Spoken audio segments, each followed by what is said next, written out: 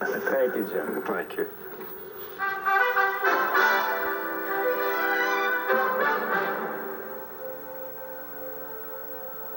Finally, tonight, we have an essay. Recently, our man in Kansas City, Jim Fisher, found himself at the end of the road. If you happen to find yourself in the neighborhood, turn north out of Goldsberry along what's called Missouri JJ. Here at the end of the road is where Jim Hill, weary of lost souls knocking on his door at all hours, paints his signs. I put those signposts up back in 1959, and there's hardly a day goes by but what there is in the car, stop there and look at the signs and then go one way or the other. It's a practical device, not uncommon in rural America.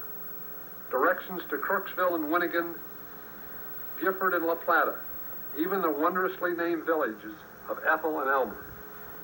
And other places. Hill, who farms 1,200 acres, is the first to admit that the top 2 pointers have a bit of whimsy to them. Los Angeles? Why, it's only 1,880 miles southwest. New York? Head east, 1,070 miles, and you'll be in the middle of Times Square. So who says you're lost when you come to the end of Route JJ? For Jim Hill and other folks here, this is the center of the world. For them, there's more than the Dow Jones stock averages, the latest explosion in the Persian Gulf, or which 1988 candidate is ahead or behind. That's something the politicians and the movers and shakers on either coast rarely understand. Every so often, Mr. Hill heads down the road to his other painting project, the old Lyle School. I've been interested in this school for many years because my mother came here in 1932 to teach school, and I was a student here, and so as well as my brothers, my dad, my uncle, my aunt, and my cousins. So it's really kind of importance to me. He bought the school 36 years ago when nobody else wanted it. It's one of those traditional one-room affairs that used to dot the land.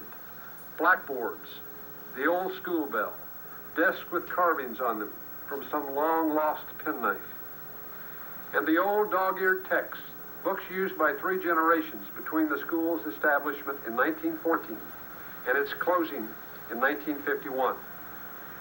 Mr. Hill has lovingly kept the old school much the way it was when he attended it in the 1930s, when the pupils came barefoot in the spring and fall, when the playground resounded to the shouts of 30 children, when kids, by God, learned, and when there was a house and family on every 40 to 80 acres. Nostalgia? Sure, that's part of it, even if Mr. Hill just says he didn't want the old building to become a hay or machinery shed or burn to the ground like a lot of other old school buildings. But find another man turning some of his oldest and happiest memories a shimmering white. Unlike most of us, Jim Hill can still look out his windows every dawn and see where he came from. There's a nice irony in that, especially when you think of his signpost down where JJ ends. A marker that shows where, over the years, the others who once filled the school and this now almost empty land have gone.